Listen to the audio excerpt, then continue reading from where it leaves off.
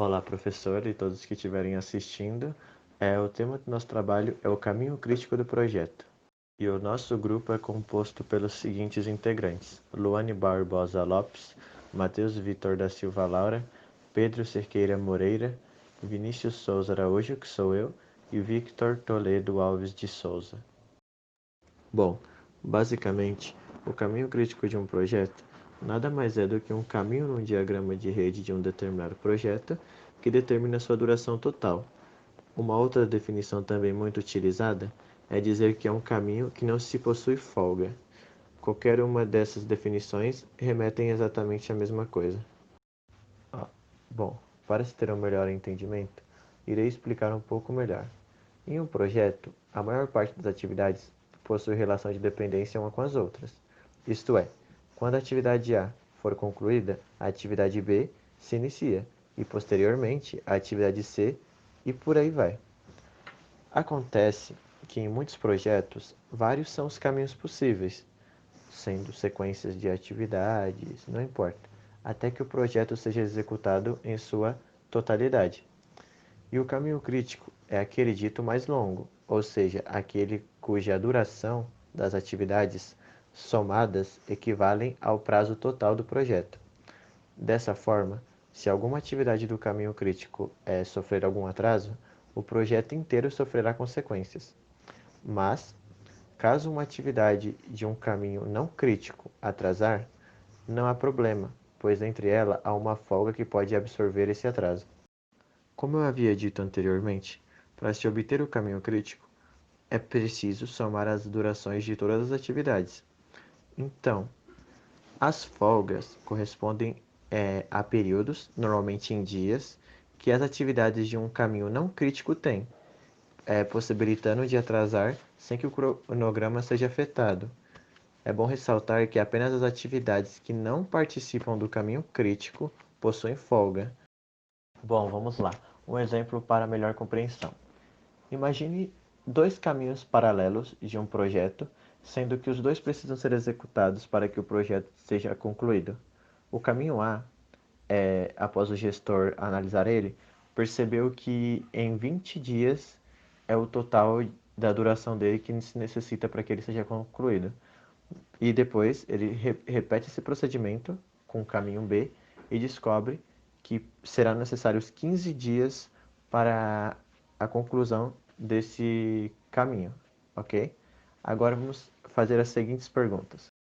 Vamos lá, o primeiro questionamento. Qual seria a duração total do projeto? Bom, se a gente tem um caminho A, que tem 20 dias, e o caminho B, que tem 15 dias, e aí para que se seja concluído, eles têm que ser executados paralelamente, obviamente, o caminho A corresponde à duração total do projeto, pois ele é o maior. Bom, agora, qual o caminho crítico do projeto? Se a gente se basear em tudo que eu expliquei até o momento neste trabalho, mais a questão anterior, a gente tem como embasamento que o caminho crítico ele corresponde ao caminho mais longo, ou seja, o caminho crítico deste projeto fictício seria o caminho A. Por quê? Porque o caminho A ele é o maior e ele, como é executado paralelamente ao caminho B, ele deve ser seguido para que todas as atividades sejam concluídas. Bom, e por último, quanto corresponde à folga total que o outro caminho possui? Fácil também. Vamos lá, matemática simples. Se o caminho A é o mais longo e ele possui 20 dias, e ele vai ser executado paralelamente com o caminho B, isso significa que o caminho B tem liberdade para se atrasar 5 dias sem prejudicar o cronograma. Ou seja, o total de folgas possíveis do caminho B é 5. Sou Luane Barbosa e sou responsável pela apresentação do diagrama de rede e caminho crítico do projeto. As premissas que devem ser consideradas para a elaboração do diagrama de rede são: possuir a estimativa de duração das tarefas, ter as prévias de cada tarefa. Com essas informações, monta-se o diagrama com as atividades e seus respectivos relacionamentos. Em seguida, as atividades são organizadas com suas devidas durações. oportunidade em que são dimensionadas as datas de início e término, mais cedo ou antecipadamente, considerando as durações estimadas. É importante ter em mente que, quando uma atividade possui mais de uma predecessora, deve-se usar a maior data de término para mais cedo da mesma como a data de início da sucessora. Com isso, bem organizado, torna-se possível determinar a duração do projeto. Porém, isso não é tudo. É preciso também dimensionar as datas de início e término mais tarde. O caminho crítico do projeto como ferramenta. É possível um projeto possuir mais de um caminho crítico? Sim, apesar que seja pouco provável, mas é plenamente possível. O caminho crítico pode mudar ao longo do projeto? Também sim, basta que ocorra um atraso em uma das tarefas a ponto de transformar seu caminho crítico. Isso é muito comum de acontecer nos projetos. Então, como utilizar os conceitos de caminho crítico para melhorar o gerenciamento do projeto? Primeiramente, se o gerente de projetos precisar comprimir um cronograma, em quais tarefas ele deverá aplicar a técnica de compressão? Nas atividades do caminho crítico, é claro. Ou seja, conhecer o caminho crítico é de grande ajuda nesse aspecto. Todavia, poderia surgir a dúvida sobre qual o limite dessa compreensão. A resposta é simples: a folga do primeiro caminho subcrítico. Se o caminho A for comprimido por mais de 5 dias, o que vai acontecer? Com a pressão, o caminho B vai passar a ser crítico. Ou seja, se você precisar comprimir um cronograma por mais de 5 dias, terá que concentrar esforços nos dois caminhos alternadamente. Também as atividades do caminho subcrítico, ou seja, aqueles que têm folga muito pequena, tendem a impactar na duração total dos projetos. Logo, se uma das atividades sofrer com um atraso maior que sua folga, acarreta em atrasos ao projeto como um todo. Para exercer um bom controle do projeto e garantir que seus respectivos objetivos sejam alcançados, é preciso dedicar atenção às atividades dos seus caminhos críticos e subcríticos. Uma boa maneira de estabelecer monitoramento é configurar um relatório no software de gestão que esteja sendo utilizado pelo gerente de projetos. Esse relatório deve apresentar, por exemplo, as atividades com folgas totais inferiores a 1/3 do período de atualização do cronograma. Por exemplo, no caso do gestor realizar atualizações mensais, pode-se usar como um parâmetro 10 dias. Isso permite que todas as tarefas que mereçam cautela sejam monitoradas. Boa tarde, professor Ricardo, e para quem está assistindo a apresentação também. Eu sou Matheus Vitor da Silva Laura, sou do segundo TRT, e eu fiquei responsável pela parte de caminho crítico e gerenciamento de projetos. É impossível dizer que se exerce uma adequada gestão do projeto sem considerar um caminho crítico. Isso significa que, ao considerar a abordagem até o momento levantada, dá para perceber que a aplicação direta da técnica do dimensionamento do caminho crítico, seja ela por meios manuais ou através de softwares, é de fato uma ferramenta muito importante para melhorar a tomada de decisões do gestor. Quando o gerente de projetos conhece quais são suas folgas de que seu projeto apresenta, bem